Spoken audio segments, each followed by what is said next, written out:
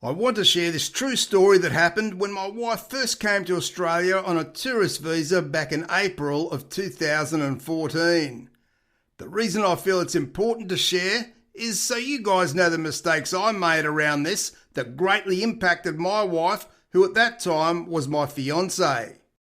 So how was my wife terrorised by Australian Border Force at Sydney International Airport, and what should I have done so this distressing incident never happened? If you're thinking of bringing your Filipina to your country for a vacation or to live, then you really don't want to miss this video. So be sure to buckle up and stay with me here. After more than a year of chatting online and after a few visits to the Philippines to spend time together, it was time I brought my fiancée to Australia to see if she could adapt to this country. I was too young to retire at that stage, and so moving to the Philippines wasn't an option. I recall the day my wife's tourist visa application was approved and how genuinely excited she was to be flying out of her country for the very first time.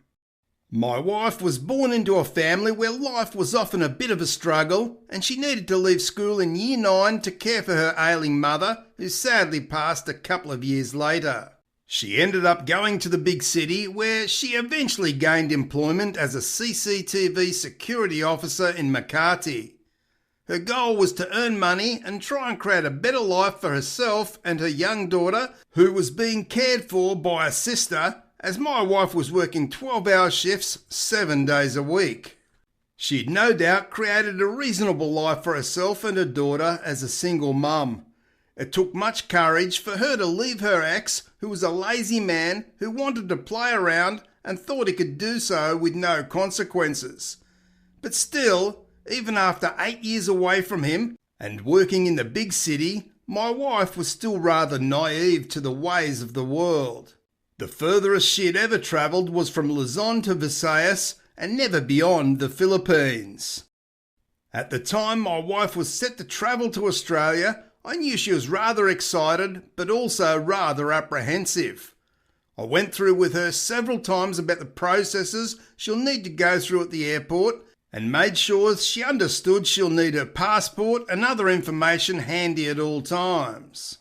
Unfortunately, at that time, I never had any vacation time available to go to the Philippines myself to bring her back to Australia, and as it turned out, this was to be a very big mistake. My wife managed to go through the Philippines immigration area with no problems and made her flight to Australia. The real problems started soon after arrival, where my wife was clearly very nervous, being the first time out of her country, and everything in Australia seemed so different, and the officials would talk so fast that it left my wife in a spin and to the point of almost disorientated. As she moved through the customs line, she was picked out by a female officer from Border Protection and was asked to accompany her to a private room. Now clearly, they may have thought due to her nervousness she was a drug smuggler, hence why she was targeted, which I totally understand. But this isn't the problem. It gets far worse. In that interview room, as the Border Force officer was going through her luggage, and she was asking my wife many questions rather quickly, which naturally my wife struggled to understand. This officer started asking some questions around why my wife is here and what is the purpose of her travel, which again is fair enough. But when my wife said she was here to spend time with her fiancé and see part of Australia, that's where this officer's tone changed altogether. Her voice raised and she started saying things like, "So you're here to marry an old man." And when she found out her daughter was still in the Philippines at that time, she said, how could any woman leave their daughter behind for an old man? At that time, my wife was shocked and really was lost to know what she should say or do. She was simply at the mercy of this merciless Border Protection officer, who must have understood my wife was struggling to understand and that this was my wife's first trip overseas. But no, this officer had no regard for my wife's situation and even seemed to thrive on watching my wife become visibly distressed. Whilst this was going on, I remember seeing all the passengers from my wife's flight come through the clearance area and walk through the doors into Australia. At one point I was very worried she may not have boarded the plane in the Philippines. Eventually, after about an hour or so, my wife appeared, and straight away I could tell something was terribly wrong. She raced into my arms sobbing, and after I calmed her down a little, I was able to find out what had taken place. Now, as I say, it wasn't the fact that they checked her luggage or asked some reasonable questions, because that's their job. But this officer clearly had prejudice when it comes to Filipinas coming to Australia to be with a man, and some of her questioning of my wife went far beyond what would be classed as reasonable. I recall going straight to an information booth in the airport and explaining what had happened. The person at the information counter didn't seem overly surprised, although he was caring about our situation. He provided to give me a card where I could make a complaint, which I gladly took. As soon as we arrived home, I lodged an official complaint which took a good 5 months to get a final answer on.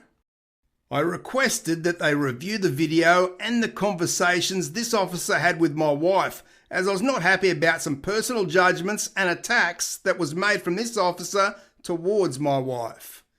In the end, I was advised the footage of the interview was reviewed, but the rooms don't have any audio where they can listen, which I totally don't believe.